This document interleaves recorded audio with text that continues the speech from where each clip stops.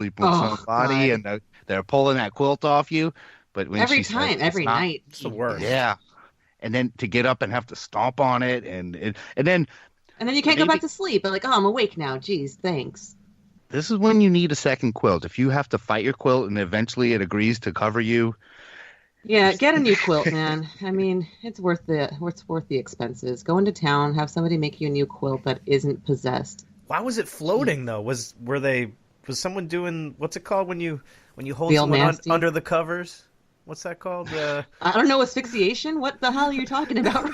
No. When you fart under the covers, then you pull them Oh, over a you. Dutch oven? A Ew. Dutch oven. That's why it was float. That's why it was floating. And fighting. It's like, oh, okay, that's no more Yeah, of that. I do not like it. Well, maybe John Bell needs to stop farting, or they need to make some better dinners or something.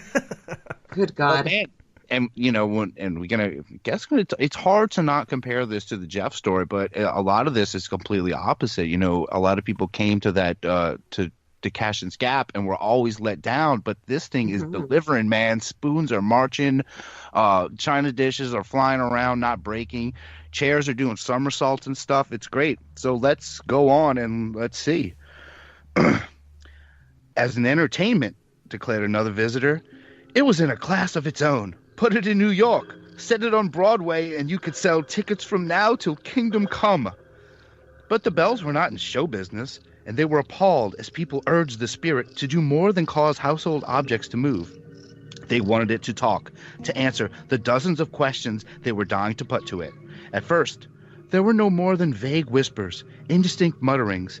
Then, as if learning to speak for the first time, the presence began to utter a few almost indistinguishable words. Gradually, the words became more clearer, until, on March 14th, 1818, an actual sentence could be made out. The voice the listeners heard was that of a woman of indeterminable age who, after some initial difficulty, succeeded in communicating with them. I am a spirit, she said slowly and clearly, who was once happy, but has been disturbed and made unhappy. Her name, she continued, was Kate, and she complained that someone had somehow interfered with her jaw. Asked if he knew what she meant, John Bell surprised even himself by being able to provide an answer. It must be what happened a few months back, he said. When my boys were playing in the wood, they dug up an old jawbone, began to play with it as boys will, and accidentally knocked one of his teeth out. That's what she must be on about. Kate, or the Bell Witch, as she was dubbed by the newspapermen, quickly confirmed this. My bones were buried near here, she stated, and I want my tooth back. John Bell duly spent the rest of the day in search of the absent tooth. However, he was unable to find it, and his boys thought it might have been trodden into the ground as they had scampered about. However, the Bell Witch had to be pacified, and so Mr. Bell decided to exhume the rest of the bones and to give her a decent Christian burial. With the help of his sons, he brought the bones to the surface, placed them with the faulty jawbone, and called in the local preacher. That Sunday, the Bell Witch was solemnly laid to rest in a nearby cemetery, and everyone present at the ceremony hoped that she would be happy at last. May she rest in peace, intoned the preacher, and bother the Bell family no more. No sooner had he said this, however, that there came a loud and angry cry, which, as John Bell put it, seemed to come from the heavens like a bolt of lightning. I want my tooth, came the voice of the witch. Once again, Farmer Bell, his family, and his friends scoured the woods for the missing molar.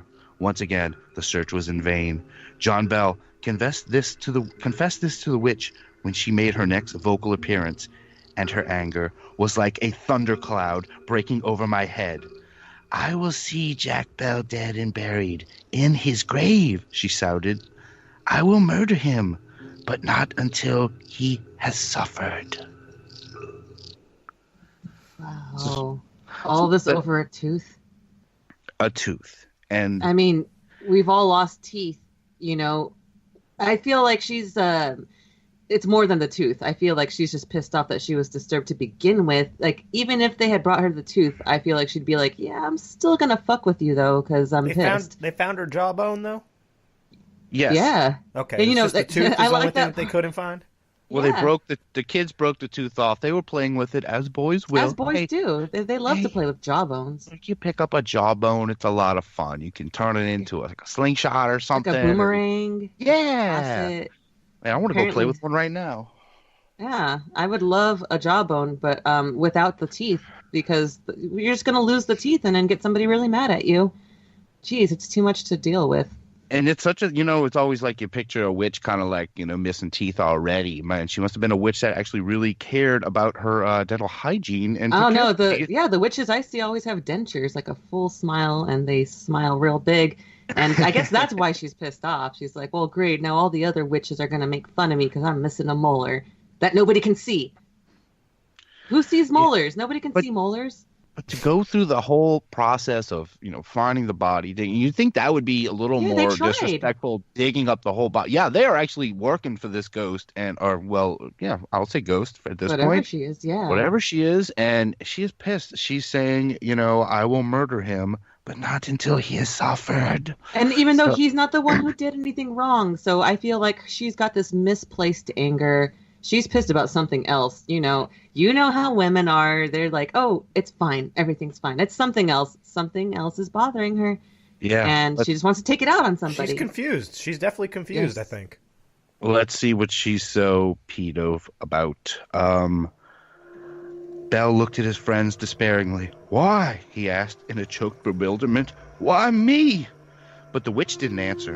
Instead, she showed that her threat was no empty one, and began to afflict Bell until he took on the appearance and demeanor of a latter-day Job. No one had heard of a man becoming so ill so rapidly and so mysteriously, wrote a reporter. He seemed to have been cursed by the very devil himself. First of all, the victimized farmer's tongue began to swell until it filled most of his mouth. He could hardly eat, speak, or even swallow water. For while it threatened to choke him, and the doctors who were called in admitted they were baffled. We have seen nothing like it in our experience of morbid and pathological conditions, stated a spokesman for the medicos. There appears to be no known reason for the affliction, and there is certainly no known cure. We shall just have to hope and to pray that the patient makes a natural recovery. Despaired of by the doctors, John Bell stayed at home, his tongue racked with pain, his spirits at zero. He was nursed devotedly by his wife, and his sons and daughters did all they could to placate the witch, including searching yet again for the tooth, which appeared to be, as a journalist told his readers, as the very root of the matter. Painfully for the farmer, a year passed, during which he could down only slops and the occasional drink. Sometimes his tongue showed signs of returning to normal, and he was able to take something more solid. Soon afterwards, however, it swelled up again, and he was once again in agony day and night. By this time, the Bell's witch antics had been seen and heard by literally hundreds of people. However, she had yet to show herself to anyone. And this she did in the summer of 1820. The person she chose to reveal herself to was Bell's 12-year-old daughter, Betsy, a fey, elf-like creature who spent hours on her own in the surrounding woods. One day, claimed Betsy, she was walking through a clearing when she suddenly saw a strange lady in green sitting on the branches of a tree. The lady beckoned to her in a friendly manner and seemed rather a nice person, really. She spoke to the child in a soft and pleasant voice, the complete opposite of the witch's usual furious tones, and asked her if she was happy at the farm. Yes, please, ma'am, I am, replied Betsy. But I'd be much happier if my father could be made well again. At the very thought of the farmer, the witch scowled and seemed about to say something vicious. However, apparently not wishing to frighten the child, she controlled herself and simply vanished from sight. Betsy hurried home to report the latest event in the saga of the Bell Witch. Her story made other people anxious to see Kate the spirit, and several neighbors went and stood beneath the tree, imploring the witch to make a second appearance. Ooh, now she's showing herself. So now she sees young Betsy, and she takes the form of a person, and she doesn't want to hear about John Bell, though. No, yeah, and she tries to be really nice, which, I mean, I'm sure we all know some people who are a little bit, two-faced. They'll be super nice to you, and then their ulterior motives will show. But this is really underhanded because she's trying to play nice with like how old is Betsy at this point? Did they say? She's 12 years old. 12 years old. Oh, that's the prime time to be seeing, spirits and whatnot.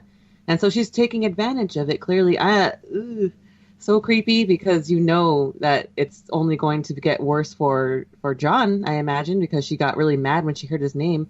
And I still can't understand why she's so angry at him. Like, he's not the one who fucked with your jawbone and lost the tooth. Yeah, I don't know. It's like, when your underage kids do something, man, the authorities are going to put you to blame. They're not going to prosecute or persecute them as an adult. It's the father's fault. Yeah. The father always goes to juvenile instead of the child, in my experience. What the hell? We gotta, let's see where this leads now. And so scared. But their entreaties were in vain. The witch acted as if she didn't even exist, and it was only later, when John Bell's best friend Jack Johnson visited the spot, that she would deign to speak.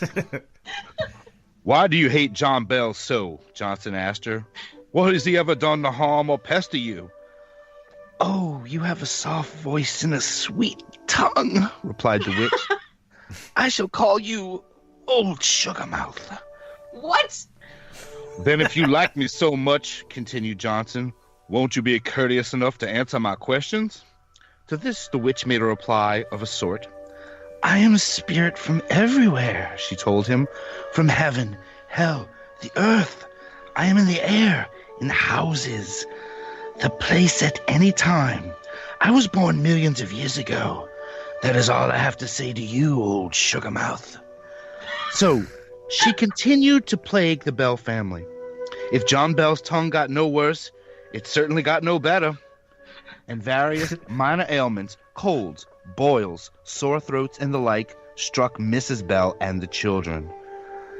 These could be put down to the usual run of annual ailments, but the Bell Witch claimed them as her own ill-natured work. The only member of the family to be immune from them was young Betsy, who was the witch's one and only favorite. She helped the child in a number of ways, such as whispering the answers to sums to her in the schoolroom, and warning her not to go outside on such and such a day in case the demons of the woods got her. The most impressive of the witch's feats, however, occurred on the day in the fall of 1820, when Betsy held her 13th birthday party. The Bells were not rich people, and they could only provide the usual foods and sweets for the guests. There was no special treat. Betsy apologized for this, saying she wished there were some fruits to pass around. Immediately, the voice of the witch dominated the room. "Just a moment, Betsy," she said. "I have a surprise for you." A few seconds went by, and then, incredibly it seemed, a large basket of fruit appeared on the living room table. There were nuts, grapes, oranges, bananas, tomatoes, limes, and grapefruits. "These come from the West Indies," said the witch nonchalantly. "I've just been there and got them myself." The overjoyed children fell upon the fruit, a rare delight in the Tennessee hinterland in those days, and before long, only the empty basket remained. It was easy for cynics to state that the whole thing was a stunt engineered by the Bells, but experts who later examined the basket declared that it had been made in the West Indies. Wow. And clearly they couldn't afford it. That's so nice of her. I wish I had a freaking witch friend to help me out like that. Oh, hey, don't get out of bed today. It's bad. And then also, I'm going to help you cheat on your exams. That's a solid friend.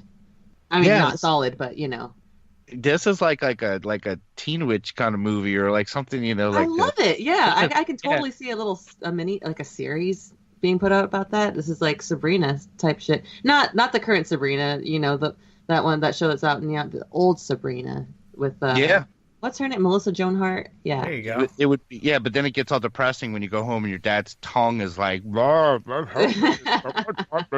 It's like, oh right, I forgot my best friend hates you and wants to kill you. At least they got some bananas. I mean, come on. Dude, bananas are tight, dude. That's a good deal. Also, yeah, and can we talk